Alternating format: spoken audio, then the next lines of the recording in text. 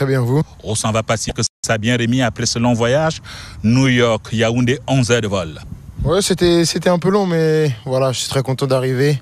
J'ai pris mes marques ici, je viens d'arriver, donc j'ai passé une belle journée. Donc là maintenant c'est le soir, on va aller manger et on va se reposer tranquillement pour une grande journée demain. Il y a la folie Mbappé qui s'est emparée de la ville de Yaoundé et même de tout le Cameroun à travers les réseaux sociaux. Est-ce que vous étiez conscient de cette attente que les Camerounais avaient vis-à-vis de l'enfant de Bondy qui revient sur ses terres d'origine? Un peu, mais c'est sûr qu'on est toujours surpris, agréablement surpris, que dès l'aéroport, dès que je descends de l'avion, voilà, tous ces gens sont là pour me gratifier leur amour et leur affection. C'est toujours un plaisir de revenir ici. Et j'ai passé une première journée formidable. Je suis parti voir les enfants, j'ai pu jouer avec eux, je suis venu ici au village. On a fait pas mal de choses déjà et demain on va faire encore pas mal de choses, donc je suis très content. Alors, vos premiers sentiments depuis votre arrivée au pays des Lions indomptables, pays d'origine du papa, surpris par l'enthousiasme des Camerounais? Ouais, surpris. C'est vrai que les gens m'aiment beaucoup ici. C'est vraiment un plaisir de recevoir tout cet amour et de voir la fierté des gens dans leurs regards, dans leurs paroles. C'est vraiment un plaisir. J'ai pu échanger avec pas mal d'entre eux, donc c'est vraiment un grand honneur pour moi de pouvoir venir ici. Un mot ou deux sur les raisons de votre séjour ici au Cameroun. On sait votre emploi du temps fort chargé. Il y a bien sûr les compétitions des clubs. Il y a eu la sélection nationale. Vous devez renfiler le bleu de chauffe. Le 17, un timing serré. Qu'est-ce qui justifie que malgré ce timing serré, vous ayez jugé quand même utile de faire un détour ici au Cameroun? Moi déjà je pense qu'avant tout, il y a un plaisir personnel de venir, de passer du bon temps. Je pense que c'est un beau pays. Ensuite, j'ai pas mal de choses avec ma fondation.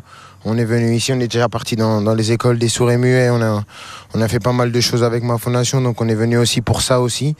Et après, bien sûr, pour profiter du pays, de toutes ses saveurs et des belles villes qui composent ce pays magnifique. On connaît Kylian le sportif, le fabuleux joueur, peut-être la nouvelle vedette du football mondial. Mais là, on découvre un Kylian humaniste. Qu'est-ce qui vous pousse à sortir du champ sportif? On a visité cette école, l'émotion était assez vive de vous voir comme ça, d'apporter votre brin de solidarité. Oui, bien sûr, je pense que je le fais déjà beaucoup quand je suis en France, mais c'est important de le faire aussi ici aussi, voilà, dans le pays de mes origines.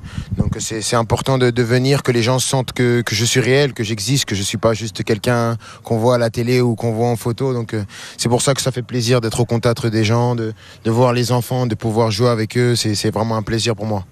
Alors Kylian, vous êtes capitaine de l'équipe de France, récent capitaine de l'équipe de France depuis la sortie de Loris, et beaucoup de Camerounais se mettent à rêver, à imaginer d'un Cameroun-France ici au Cameroun, pas en comptant bien sûr sur vos contre-gens. Pourquoi pas. Nous, on est des joueurs, on est toujours prêts pour jouer des matchs, peu importe où, peu importe quand.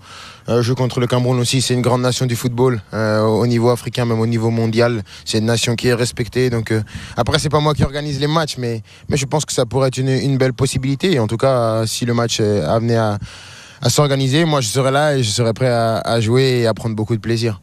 Last but not least, Antoine Mavougra, pas tout comme la maman, on avait prévu 3 questions, mais une dernière question, on va parler de votre trajectoire.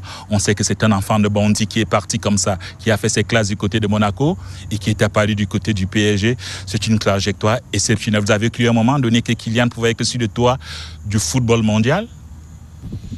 Je rêve, j'ai toujours rêvé, je continue à rêver et je rêverai toute ma vie parce que c'est gratuit et personne ne peut vous empêcher.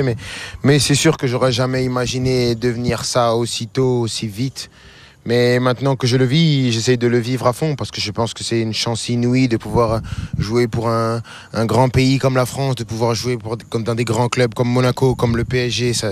Pour l'instant, j'ai eu, je pense, une carrière rêvée et j'espère que ça va continuer comme ça. Merci Kylian de votre disponibilité. On aura l'occasion, peut-être une prochaine fois ici ou à Paris, de parler d'autres préoccupations, de parler du jeu, de ce jeu de transition, de la profondeur et bien d'autres sujets qui peuvent nous intéresser. Merci Kylian de nous avoir prêté votre attention et à très vite.